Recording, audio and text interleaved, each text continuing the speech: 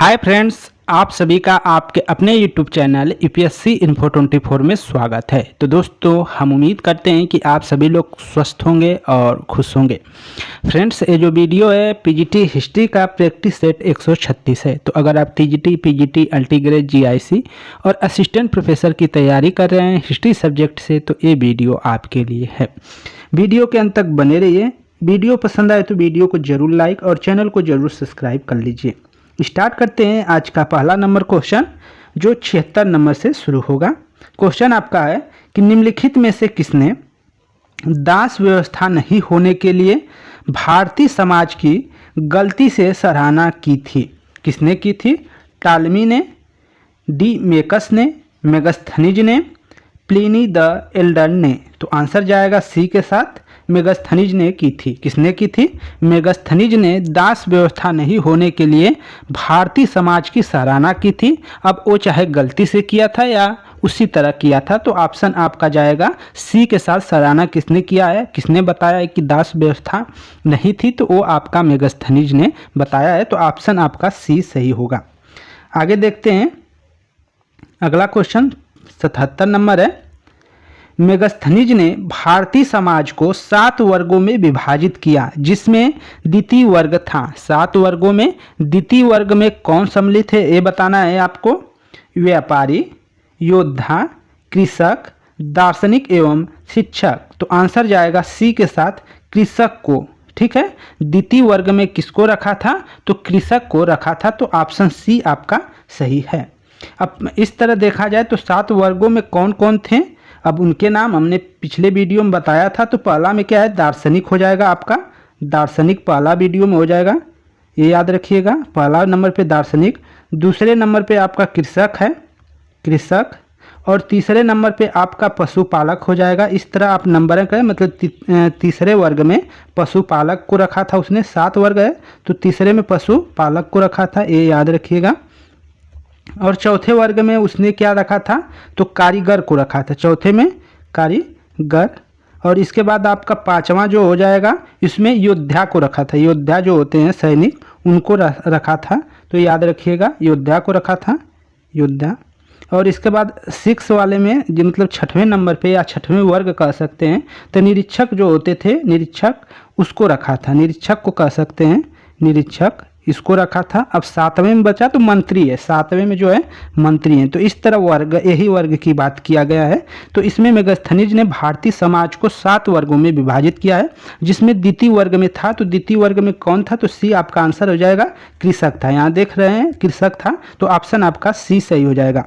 अगला क्वेश्चन देखते हैं, 78 नंबर क्वेश्चन है।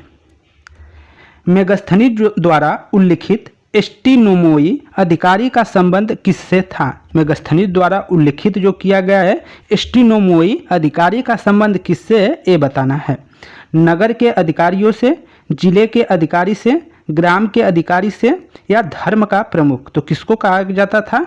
एस्टीनोमोई। तो वो जो नगर के अधिकारी होते थे उसके लिए एस्टीनोमोई का प्रयोग किया गया है। किसके द्वारा? तो मेगस्थनीज द्वारा किया गया है। एस्टीनोमोई अधिकारी का जो संबंध है वो नगर के अधिकारियों से है। ऑप्शन ए आपका सही है। व्याख्या थोड़ा सा देख लेते हैं।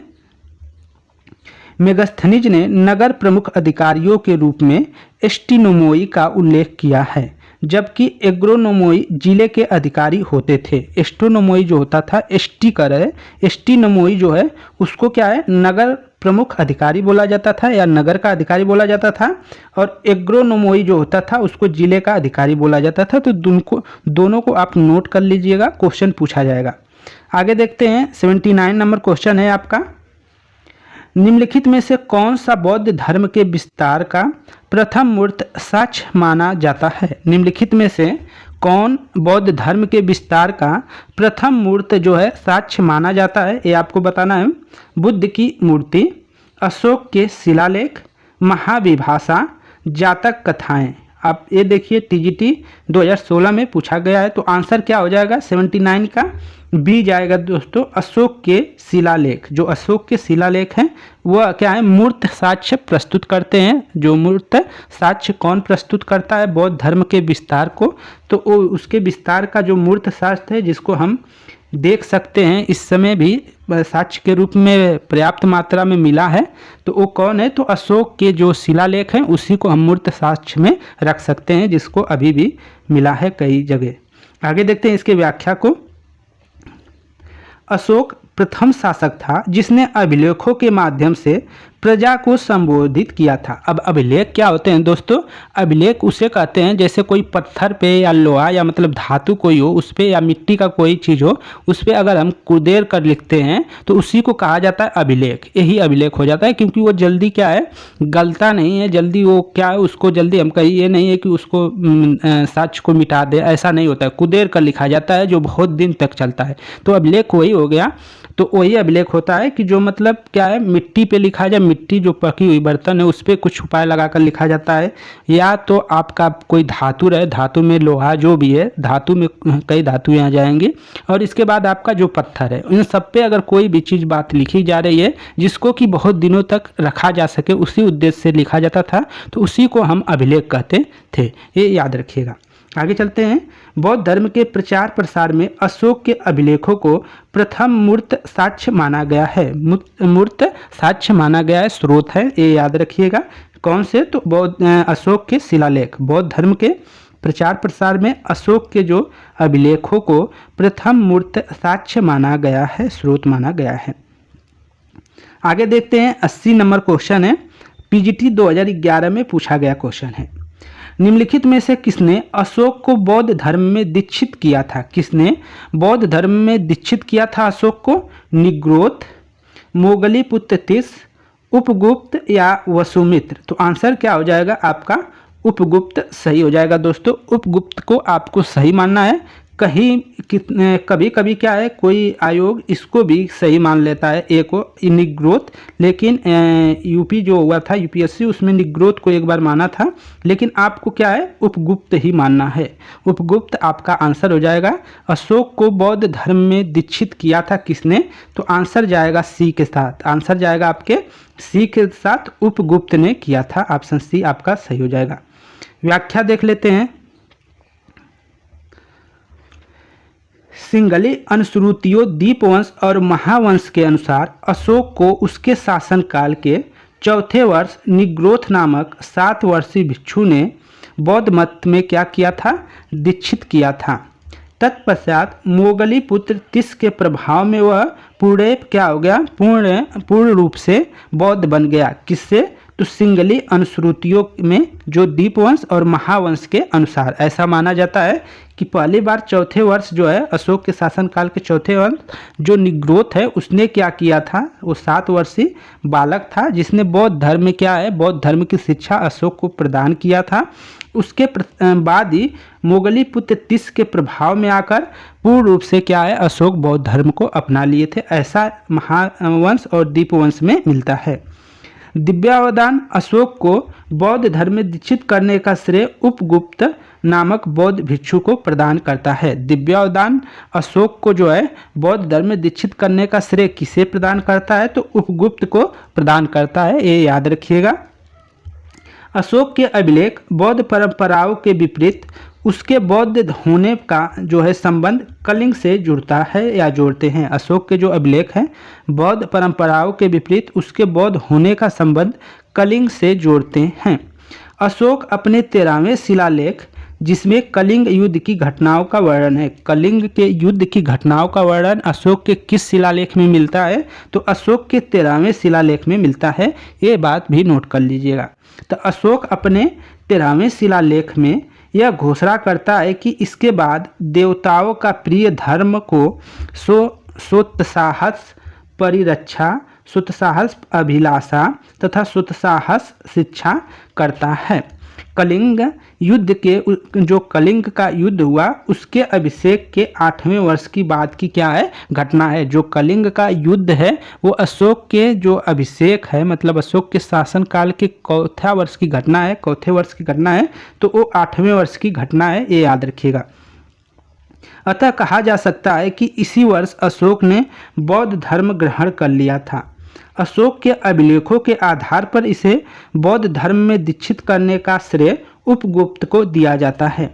अशोक को बौद्ध धर्म में दीक्षित करने का श्रेय विभिन्न स्रोतों द्वारा अलग अलग व्यक्तियों को माना गया है, लेकिन हम जैसे अशोक के अभिलेखों के आधार पर माने तो दिव्यादान और अशोक के अभिलेख जो हैं वो उपगुप्त को वही मानते हैं कि उपगुप्त ने ही अशोक को क्या किया था, दीक्षित किया था, शिक्षित किया था, किसमें, बौद्ध धर्म में। तो ऑप्शन आपका सी अधिक उत्तर मतलब सी के पास जाना चाहिए, अच्छा वही होगा, उपगुप्त ही होगा, क्योंकि उसका विवरण शिलालेखों में भी मिलता है कि अशोक को दीक्षित करने वाला कौन बौद्ध संत था, तो वो कौन था, उपगुप्त ही था। तो ये याद रखिएगा। आगे देखते हैं 81 नंबर, अशोक के धर्म का सार किस अभिलेख में मिलता है। बहुत ही इंपॉर्टेंट है, अच्छा क्वेश्चन है। अशोक के धर्म का जो है धम्म का सार किस अभिलेख में मिलता है। द्वितीय स्तंभ लेख में, तृतीय स्तंभ लेख में, सप्तम स्तंभ लेख में, इनमें से सभी। तो आंसर हो जाएगा एक, ये सही हो जाएगा, द्वितीय स्तंभ लेख में। अशोक के धर्म का जो सार है, धम्म का जो सार है, किस अभिलेख में मिलता है। तो ऑप्शन ए सही हो जाएगा, द्वितीय अभिलेख में मिलता है। ऑप्शन ए सही है, द्वितीय अभिलेख। व्याख्या देख लेते हैं। अशोक के धर्म का सार द्वितीय स्तंभ लेख में मिलता है। अपने दूसरे स्तंभ लेख में अशोक स्वयं प्रश्न करता है कि कियम चु धर्म, कियम चु धर्म या कियम च धर्म क्या है, धर्म क्या है।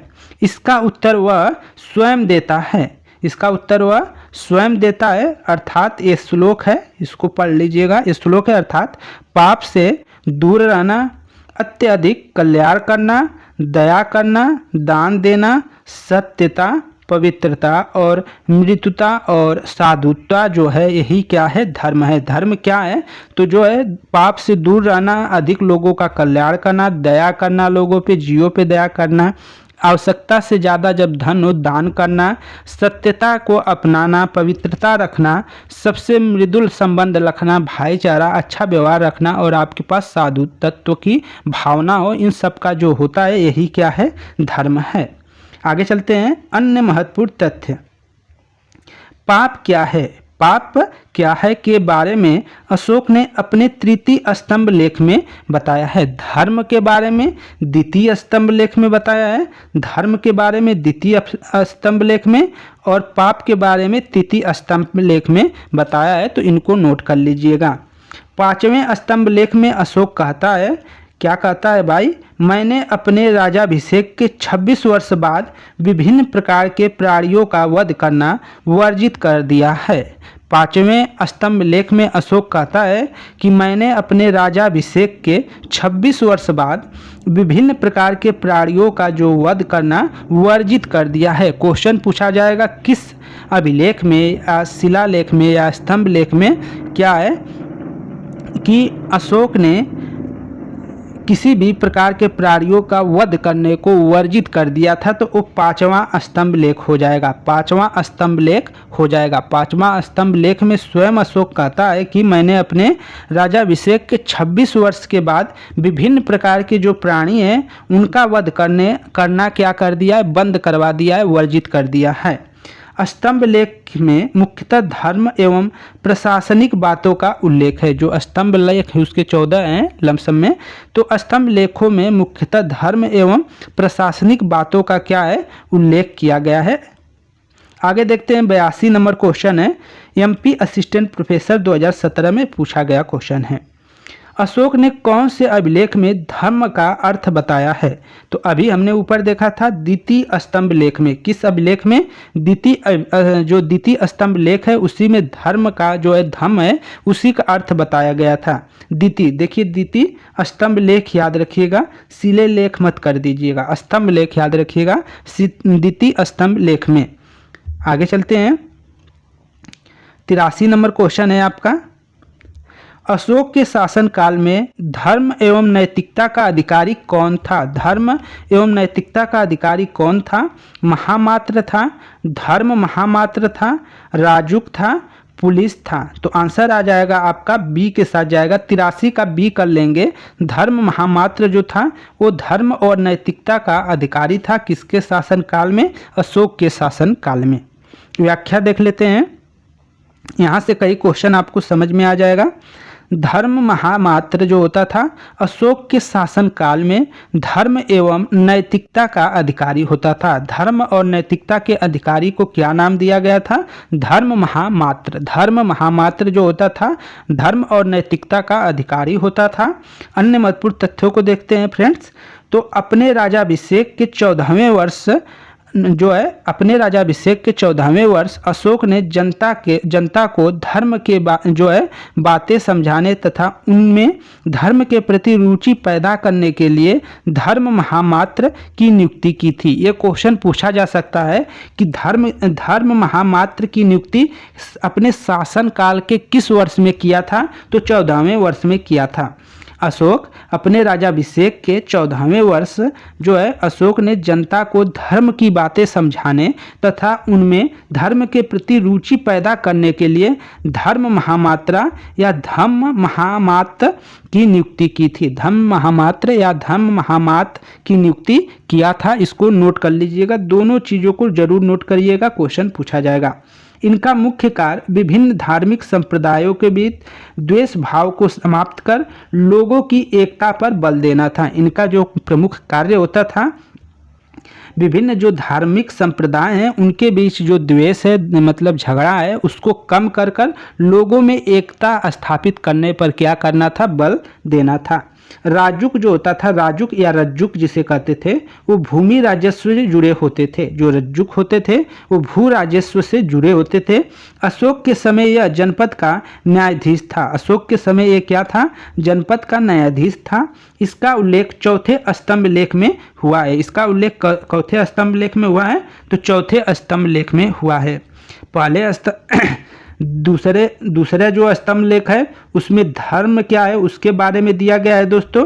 तीसरा जो स्तंभ लेख है उसमें क्या है? पाप क्या है उसके बारे में दिया गया है। और आपका जो चौथा स्तंभ लेख है, चौथा, उसमें क्या है? रज्जुक के बारे में दिया गया है। तो इसको याद रखिएगा, रज्जुक के बारे में चौथे स्तंभ लेख में दिया गया है। तो इन सब चीज़ों को आप नोट करते चलिए, आपका अच्छा खासा नोट्स तैयार हो जाएगा। 84 नंबर क्वेश्चन देखते हैं। यूपी टीजीटी 2021 में पूछा गया क्वेश्चन है, निम्नलिखित में से अशोक का कौन सा शिलालेख धार्मिक संश्लेषण के बारे में कहता है? कौन सा शिलालेख है जो धार्मिक संश्लेषण के बारे में कहता है? तो द्वितीय जो शिलालेख है 11वां शिलालेख है, 13वां शिलालेख है और 12वां शिलालेख है। तो ऑप्शन आपका डी सही हो जाएगा, 12वां शिलालेख सही हो जाएगा। अशोक का कौन सा शिलालेख धार्मिक संश्लेषण मतलब समन्वय के बारे में कहता है? तो 12वां शिलालेख जो है वो धार्मिक संश्लेषण के बारे में बात करता है। ऑप्शन डी आपका सही है। व्याख्या देख लीजिए। अशोक का 12वां शिलालेख धार्मिक संश्लेषण अर्थात धार्मिक समन्वय के बारे में बात करता है कि सभी संप्रदायों के सार तत्व में वृद्धि हो, क्योंकि सबका मूल संयम ही है। हमें सभी संप्रदायों का सम्मान करना चाहिए। संप्रदायों से धर्म से ले सकते हैं, हिंदू मुस्लिम सिख ईसाई इन्हीं धर्म से ले सकते हैं। तो हमें क्या है? सभी संप्रदायों का सम्मान करना चाहिए। सभी संप्रदायों में समभाव के उद्देश्य से धर्म महामात्र के साथ स्त्रियां अध्यक्षों तथा ब्रज भूमिकाओं की नियुक्ति की गई थी। सभी संप्रदायों के समभाव के उद्देश्य से ही धर्म महामात्र तथा उसके साथ ही स्त्रियां अध्यक्षों एवं ब्रज भूमिकों की नियुक्ति की गई थी। इसके दूसरे शिलालेख में पड़ोसी शक्तियों जिसमें चोल, चेर, पांड्य, सत्यपुत्र, ताम्रपर्णी का उल्लेख मिलता है। 11वें शिलालेख धर्मदान को महत्वपूर्ण बताता है। जो 11वां शिलालेख है वो धर्मदान को क्या है? महत्वपूर्ण बताता है। 13वें शिलालेख में कलिंग एवं आटविक जातियों को दी गई धमकी का उल्लेख है। तो 13वें शिलालेख में क्या है? कलिंग युद्ध का उल्लेख है और आटविक जातियों को दी गई धमकी का उल्लेख मिलता है। तो ये सब चीज़ें नोट कर लीजिए, अच्छा रहेगा। 85 नंबर क्वेश्चन देखते हैं। अशोक के किस अभिलेख पर मोड़ का उत्कीर्णन किया गया है? मोड़ का उत्कीर्णन किया गया है ये बताना है। मोड़ अंकित है, जो मोड़ अंकित है किस पे अंकित है, किस शिला अभिलेख पे, ये बताना है।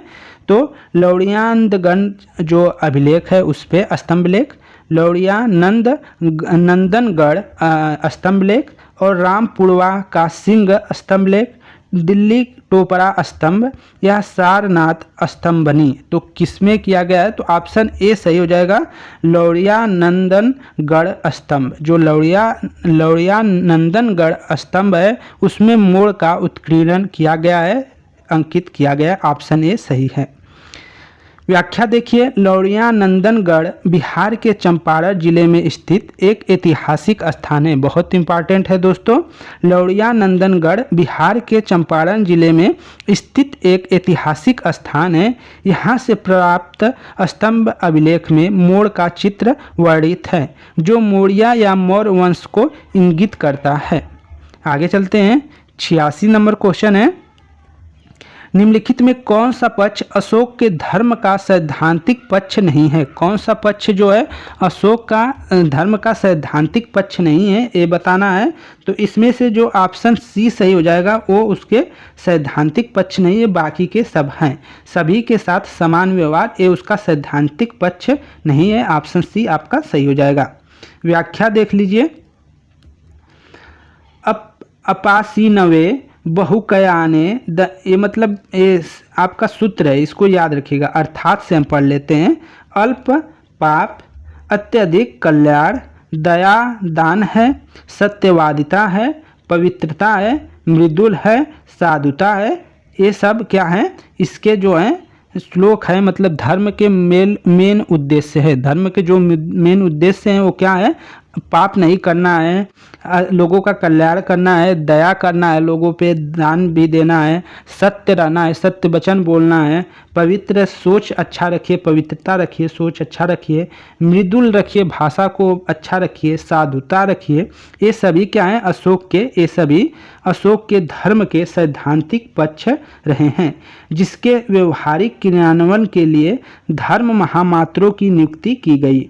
अशोक की धार्मिक तथा शांतिवादी नीति की यह कहकर आलोचना की गई है कि उसने मगध साम्राज्य की सैनिक शक्ति को कुंठित कर दिया, जिससे अंततः उसका पतन हुआ। अशोक ने शांतिवादी नीति का इसलिए अनुसरण किया कि उसके साम्राज्य में पूर्ण रूप शांति और समरसता का वातावरण व्याप्त था। उसकी बाएं जो है वह सीमाएं जो भी थी वह पूर्णतः क्या थी? सुरक्षित थी।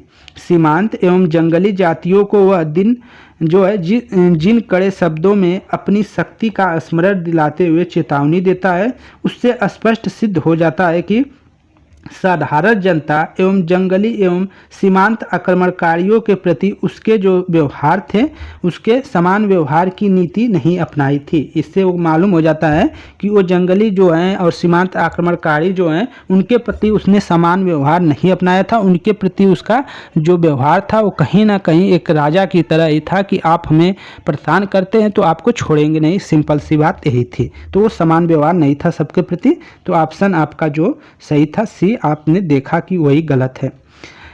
87 नंबर क्वेश्चन है, निम्नलिखित में मौर्य कला का सबसे अच्छा नमूना कौन सा है? निम्नलिखित में मौर्य कला का सबसे अच्छा नमूना कौन है ये बताना है।